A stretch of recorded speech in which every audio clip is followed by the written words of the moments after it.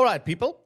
Yesterday, I played you this video from inside of a shopping center somewhere in Melbourne. Some people are saying it's Werribee. Some people are saying Southland. I don't know. I don't recognize it. I've never been here. But this is from the 2nd of this month, okay? I played you this video yesterday. Look at this. No Aussie in sight. Who are these people? Well, these are young children from Africa. I believe a lot of Sudanese came into Australia in the mid-noughties. So from 1999 till 2007, some 50,000 Sudanese and Somalis came into Australia. So these are their children. I'm not tying it to a race. Obviously, that is the most visible phenotype. But I am making a cultural argument, not a race-based argument. I'm sure if you bring in people from Romania, who are white Europeans, or people from any other culture, they will bring their own cultural traits. Some are good, some are bad, but no one can say that it's all good. You have to be monumentally stupid to say, whatever culture we bring in, we only bring the best of that culture. Okay? Nobody says that. Anyway, so I played you that video yesterday. Have a look at this new report. So Aussies are fleeing Sydney and Melbourne as cities fill up with migrants. And what do I mean by Aussies? So white Australians. So this story has panned out somewhere else before. Where? London, of all cities. Let me just give you a bit of a rundown of what happened in London, so you know what is going to happen in Sydney and Melbourne. It will happen. This is exactly what I've been saying nonstop for the last 4 or 5 years, that whatever happened in London is going to pan out right before our eyes in Melbourne and Sydney and other great Western cities. According to the 2021 census, so even that is not recent, it's 5 years old. And that's roughly when I started observing London. I started going to London quite regularly. I went there in 2021, 2022, and 2023. The first time I went to London was 2017. And that's when I saw the real multiculturalism in action. And I was like, oh boy. Is that what they mean by multiculturalism? I thought what we have in Australia is multiculturalism. You know, you have a few Chinese takeaways, a few Indian restaurants, and I'm brown. And the vast majority of what I see is Australian. Okay? Australian. Not some watered down culture, but majority Australian with its British roots. That's what I saw. That's what I thought, that's what multiculturalism means. But when I went to London in 2017, I saw entire neighborhoods that looked anything but British. So I was like, oh boy, that's not good. And guess what? I tried to stay in white neighborhoods as much as I could because I went to England to experience English culture, not Bangladeshi culture, not Pakistani culture. I'll go to Pakistan for that. So have a look at this. According to the 2021 census, 53.8%. So only half of Londoners identified as white, totaling approximately 3.2 million people. This comprises 36.8. Also, so even within that white, only 37% of them are white British and 17% are other white Europeans. In 2011, they were at 60%. So this phenomena is known as the white flight. Now, let me tell you what happens when the white flight occurs. This is East London. East London is all Bangladeshi. And look, it looks like Bangladesh. Who would have thought that when you bring in people, they also bring in their culture with them? Who would have thought that? Look, not a single white person. This is going to happen in Melbourne and Sydney. I can't turn around my camera and show you how clean the streets of Melbourne are, because that would give away where I live. And you know, those jihadis would love to have access to that information. But look at this. Can you believe this? This is going to happen in Melbourne and Sydney. This is London, guys. And this is an ordinary day, by the way. Look at this. This is London after Eid. This is from last year. Look at that. Look at the piles of rubbish. And this is some white man filming it who's just driving through and he's like, oh my God, what happened? What happened? When we imagine London, this is what we imagine. Okay?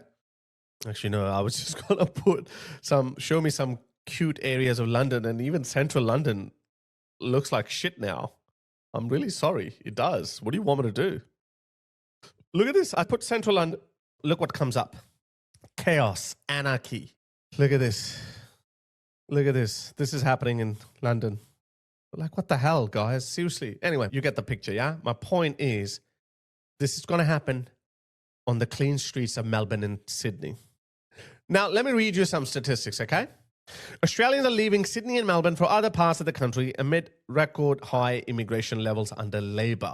In 2024-2025 financial year, so 1st of July 2024 till 30th of June 2025, more than 33,000 residents fled Sydney. So 33,000, mostly white people, because they can't tolerate this. But that's another bizarre phenomenon that we've observed with white people. They leave immigrant areas, they go to white areas, and then they turn that into left-leaning cesspool as well.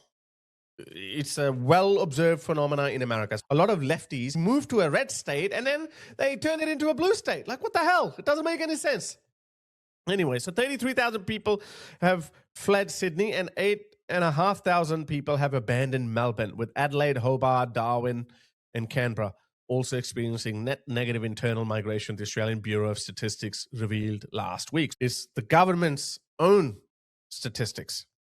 So Aussies are leaving our best cities, Melbourne and Sydney.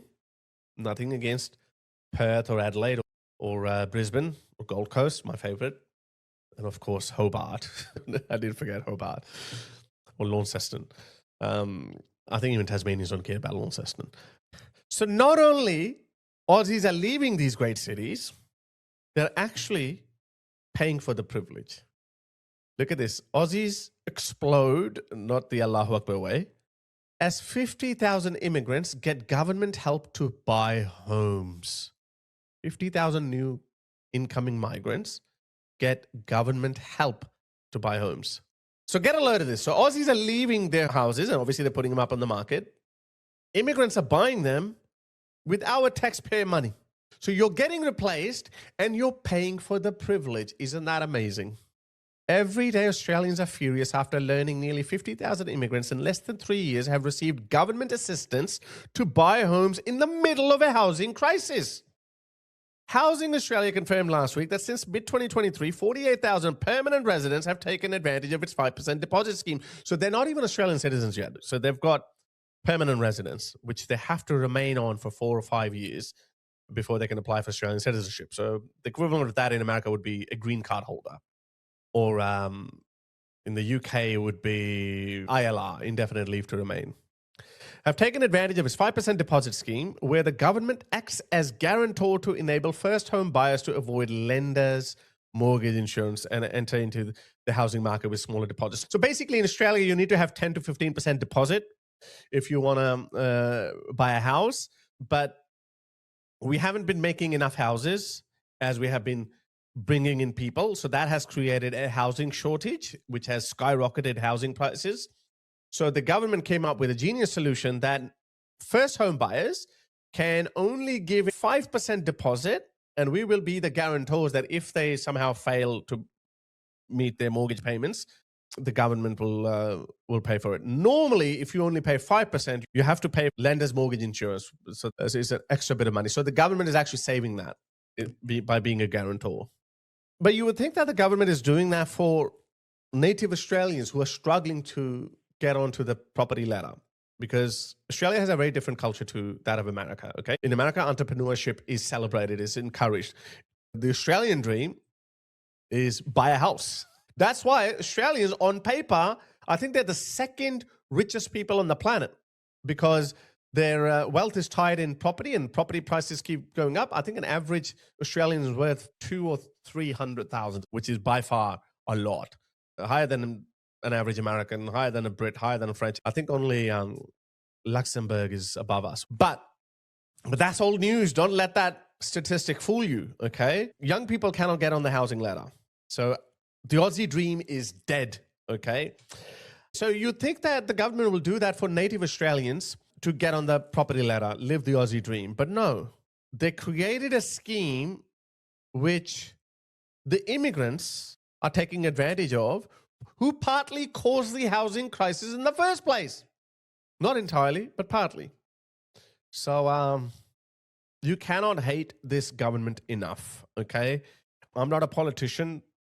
I don't have any solutions. I'm not going to give you solutions. A lot of people say, oh, you point out all these problems, but you don't have any solutions. I am not getting paid $500,000 or given access to data that I should come up with solutions. Okay. But I can certainly see that what is happening is not in the best interest of Australia or ordinary Australians. I can see we are going in the same direction as the UK did nearly 20, 30 years ago. They're flooding Australia with cheap labor, with third world migrants. You can't really blame them, okay? I don't blame the Indians for coming in, okay? India is a totally different society. Last year, Australia shut down something like hundreds of fake schools that were set up by Indians. It's a different culture. Mumbai. Do you know Mumbai?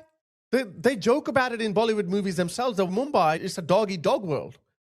There's an underworld in Mumbai. They cut corners, dodgy people everywhere. And this is not a reflection on ordinary Indians. Of course, good and bad people everywhere. But when you relax your laws, then who do you think is going to take advantage of that? Those dodgy people. In fact, ordinary Indians are victims of them. There are a lot of visa agencies popping up everywhere in India and Australia. But again, as I said, you can't really blame them. We can only blame our government for creating these conditions, for letting Australia be exploited by international criminals. Yeah, we need a really, really right-wing government, really hard right government, which is just one step behind far right. No violence, no draconian measures. We need fair but firm. We can't back away from it. What this government is doing, it cannot be supported. They are killing Australia.